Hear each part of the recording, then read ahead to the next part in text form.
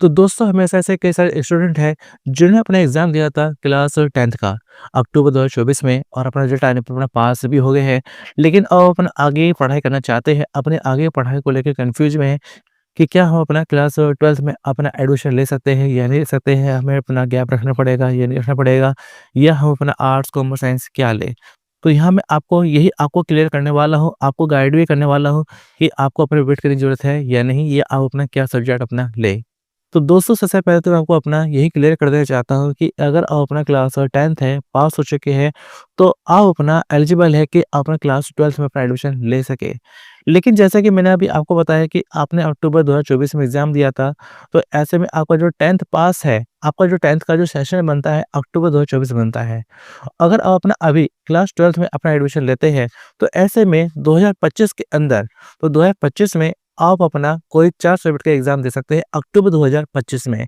क्योंकि 5 सब्जेक्ट देने का मतलब क्या होता है कि आप अगर अपना स्टूडेंट को 5 सब्जेक्ट अलाउ कर दिए, अब पाँचों 5 में अपना स्टूडेंट क्लियर हो गया, तो ऐसे में उसकी 12th क्लियर करनी होगी।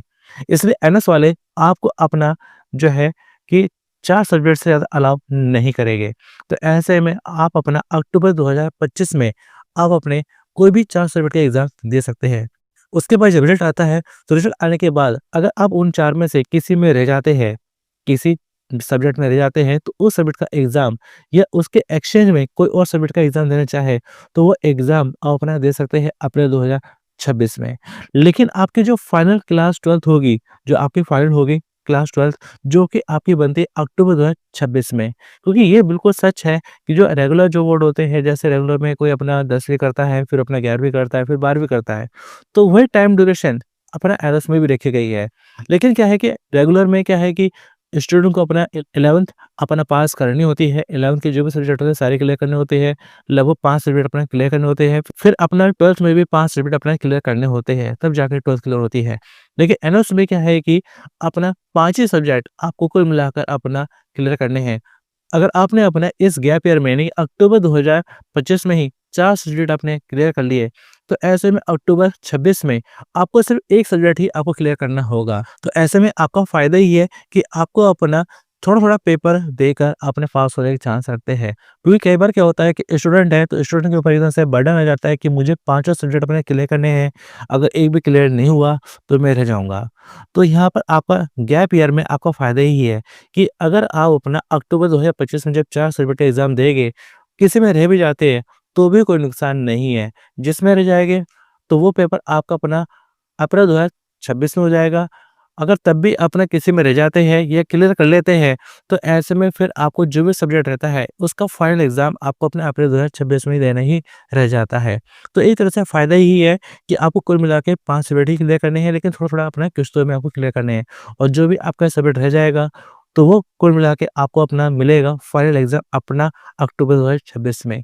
तो एक तरह से फ़ायदा ही है। बाकी आप अपने असाइनमेंट है, तो असाइनमेंट आप अपना एक बार में ही सारे सबमिट कर सकते हैं, कोई दिक्कत नहीं है। लेकिन अब बात कर लेते हैं आपके अपना कि हम सब्जेक्ट वगैरह क्या लें, कि आर्ट्स, कॉमर्स, साइंस हम सब्जेक्ट क्या लें। तो यहाँ पर मैं आपको बता देना चाहता हूँ कि आप अपना जो भी सब्जेक्ट लेंगे, तो आप अपना जो है कि 2 चीज़ों को ध्यान में रखिएगा। पहली चीज़ कि आप अपना इंटरेस्ट, कि आप अपने इंटरेस्ट के हिसाब से अपना सब्जेक्ट लीजिएगा कि आपका जिस सब्जेक्ट में इंटरेस्ट है, वो आप सब्जेक्ट लीजिएगा। दूसरा आपको बनता है आपकी फ्यूचर रिक्वायरमेंट, कि आपको फ्यूचर में करना क्या है? क्या फ्यूचर में क्या करना चाहते हैं? तो उसके हिसाब से ही आप अपने क्लास 12 के सब्जेक्ट अपना चूज़ कीजिएगा कि आपको अपना आगे 12th करने के बाद में आपको करना क्या है? आपको अपना किस जॉब फील्ड में आपको जाना है? तो उसके अकॉर्डिंग ही आप अपना क्लास 12th के अपना सब्जेक्ट अपना सेलेक्ट करिएगा। आप अपना दूसरों की देखा-देखी मत कीजिएगा या किसी और के प्रेशर में आके बिल्कुल भी अपना ज़बरदस्ती कोई सब्जेक्ट मत लीजिएगा। क्योंकि मैंने देखा है कि कई बार अपना कि स्टूडेंट होते हैं किसी को दिखाने के लिए कि जैसे कि देखिए मेरा कोई अपना दोस्त है, वो अपना कॉमर्स ले रहा है, साइंस ले रहा है, आर्ट्स ले रहा है, चलो मैं भी वही ले लेता हूँ। या अपना देखा जाए कई बार अपना फैमिली का भी प्रेशर होता है कि अभी हमारा जो बेटा है साइंस लेगा या कॉमर्स लेगा या आर्ट्स लेगा, तो उस फैमिली का भी अपना कई बार प्रेशर होता है। लेकिन मैं आपको ये कहना चाहूँगा कि आपको इस तरह के किसी भी प्रेशर में या किसी के देखा-देखी या किसी की बातों में ना आकर आपको सिर्फ़ अपना जो है कि इंटरेस्ट देखना है और आपको अपने फ्यूचर की रिक्वायरमेंट देखनी है। उसी के हिसाब से अपना सब्जेक्ट अपना सेलेक्ट कीजिएगा। क्योंकि अगर आप अपना जो है कि अनचाहे सब्जेक्ट ले लोगे, जो सब्जेक्ट आपको पसंद नहीं है या जिनकी फ्यूचर में रिक्वायरमेंट नहीं है, अगर अपना सब्जेक्ट ले लोगे, तो ऐसे में फिर क्या होगा कि ऐसे में फिर पास होना थोड़ा-सा मुश्किल हो जाता है। अगर किसी तरह से अगर पास हो भी जाते हैं, तो सब्जेक्ट में फिर आपकी नॉलेज क्या होगी, बहुत कम होगी, ना के बराबर। लेकिन अगर आप अपना सब्जेक्ट लेते हैं, जिसमें आपका इंटरेस्ट है, फ्यूचर रिक्वायरमेंट भी है, तो ऐसे में आपका पास होना भी काफ़ी आसान हो जाता है, प्लस आपकी उस सब्जेक्ट में नॉलेज भी काफ़ी अच्छी रहती है। तो यहाँ पर मैं आपको यही कहना चाहूँगा कि जो भी सब्जेक्ट है, आप अपना बहुत ही सोच समझ के अपना लीजिएगा। बाकी एन उसमें ये है कि अपने पास होने के लिए कम से कम 5 सब्जेक्ट में पास होना ज़रूरी होता है, जिसमें कम से कम 1 लैंग्वेज लेना ज़रूरी होता है और मैक्सिमम 2 ही लैंग्वेज काउंट होती है। अगर अपना सब्जेक्ट ले लेते हैं, जैसे सपोज़ अपना लैंग्वेज ले लेते हैं हिंदी और इंग्लिश, तो बाकी के 3 सब्जेक्ट अपना ले सकते हैं। अगर आपने लैंग्वेज ले ली है इंग्लिश, बाकी के 4 नॉन लैंग्वेज सब्जेक्ट लेना चाहते हैं तो ले सकते हैं। अगर आपने 2 लैंग्वेज ली है तो बाकी के 3 कोई भी अपना सब्जेक्ट ले सकते हैं।